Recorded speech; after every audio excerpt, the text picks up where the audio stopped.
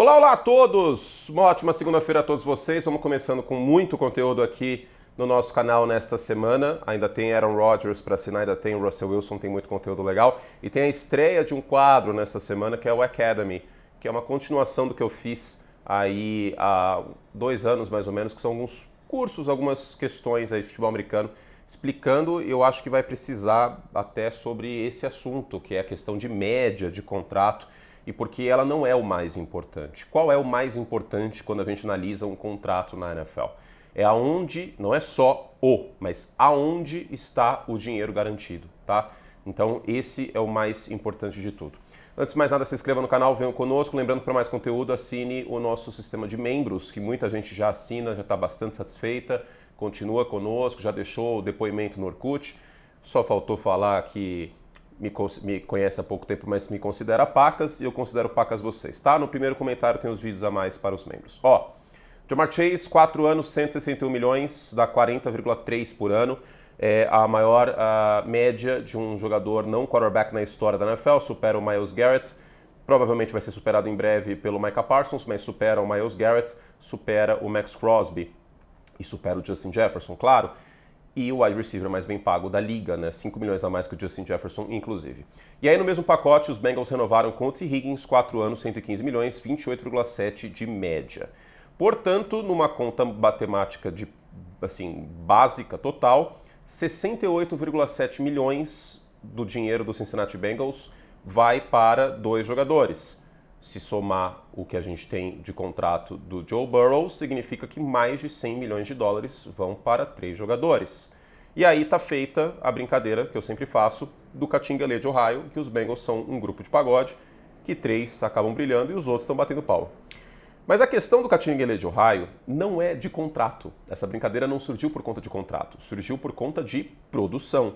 Porque a defesa, sobretudo do Cincinnati Bengals para a lei do Trey Hendrickson, que está cada vez mais parecendo que vai ficar, né? O que a gente tem de rumores aí na última semana é de que os Bengals estão pedindo caro demais, os times não estão dispostos a pagar o Trey Hendrickson, até porque sabem que vão ter que pagar para trocar escolhas de draft, ou jogadores, mas prioritariamente escolhas de draft, e ainda vai ter que renovar com ele, né? Então, pode ser que ele acabe ficando. Lembrando que o Hendrickson chegou a pedir troca no ano passado e ficou. Dito isso, é um absurdo? Não, não é um absurdo. É arriscado? Sim, é arriscado. É sim arriscado. Eu acho que a gente precisa dizer que é sim arriscado. Mas é um erro a gente falar desses contratos e da gestão dos Bengals em relação à média. É um grande e tremendo erro. Primeiro de tudo, porque o teto salarial ele é rígido, você não pode ultrapassá-lo, mas ele é fluido na medida em que ele evolui em função do faturamento da NFL. Portanto, de 2022 para 2023, o teto salarial subiu 16 milhões. De 23 para 24 subiu 30 milhões. De 24 para 25 subiu 24 milhões. Ou seja, aquele contrato do Ezekiel Elliott de 15 milhões era um total e completo absurdo na época que foi assinado. Hoje, pagar o Saquon Barkley o que foi pago, os 20 milhões, é muito menos absurdo porque o teto subiu muito mais. Então a gente tem que falar sempre em porcentagem do teto salarial do ano em si. Um outro ponto muito importante. O contrato do T. Higgins, tudo indica, ele vai ser estruturado como o que a gente chama de front-loaded, ou seja, ele é carregado na frente, no início. Por quê? Porque depois de 2 anos você pode cortá-lo se ele não render ou se ele continuar com o histórico de lesão que ele apresentou aí, sobretudo na temporada passada.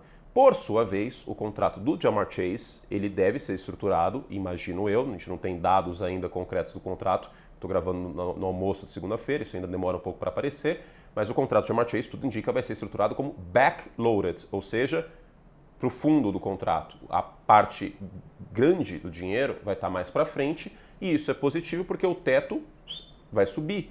Então a porcentagem do valor do que os Bengals podem gastar vai ser depois. Pergunta, por que os Bengals fizeram isso? Eles realmente querem que eu continue com a analogia do Catinguelê de Ohio? Não, obviamente não, porque eles não sabem que eu existo. Mas a questão é, com T. Higgins e Ja'Marr Chase, o Joe Burrow, de acordo com a ESPN americana, teve 78 de rating. Sem eles, 68 no ano passado. Jardas por passe caiu de 8 para 6,5. Você me ouviu falar sobre isso em vários jogos que eu comentei do Cincinnati Bengals, inclusive eu comentei só derrotas do Cincinnati Bengals até a vitória contra Denver, mas foram só derrotas, então parte da culpa é minha, claro, né? De acordo com alguns torcedores dos Bengals, que obviamente estavam brincando, que os Bengals tiveram a campanha que tiveram no ano passado. E aí, a gente se pergunta, vale a pena? Não, vale, é uma estrutura que não vai acabar o mundo. Mas por que eu digo que é arriscado? Primeiro porque poucos times fazem isso. Qual time mais recentemente fez isso? O Miami Dolphins. Hill e Waddle dá 58 milhões de média. Chase e Higgins, 69. Mas, embora o histórico dos Dolphins seja ruim, né? Enfim, aconteceu isso, vale lembrar coisas importantes. Primeiro, Joe Burrow é muito mais quarterback que o Tua Tagovailoa. Não dá nem para colocar na mesma frase. Segundo, a gente tem o histórico de Filadélfia, que também paga médias altas para seus dois principais wide receivers, o Devonta Smith e o principal, o A.J. Brown, quase aí 60 milhões, 57. Então, a gente tem o histórico de um time que acabou de ganhar um Super Bowl pagando bastante para wide receivers. E quando isso foi pago, a porcentagem, obviamente, era maior do que hoje. E daqui 2 anos, a porcentagem vai ser menor em relação ao que pode ser gasto do teto salarial. E aí, muitos de vocês podem olhar e falar, legal, Curti, você está passando pano porque você ama o Joe Burrow e é isso. Não, não é. Eu acho que não é bem por aí. Porque o título do vídeo diz tudo, é um risco muito grande. E é um risco grande porque, e sobretudo porque, o Cincinnati Bengals não está draftando bem. Qual é a diferença de pagar o Patrick Mahomes e pagar o Joe Burrow?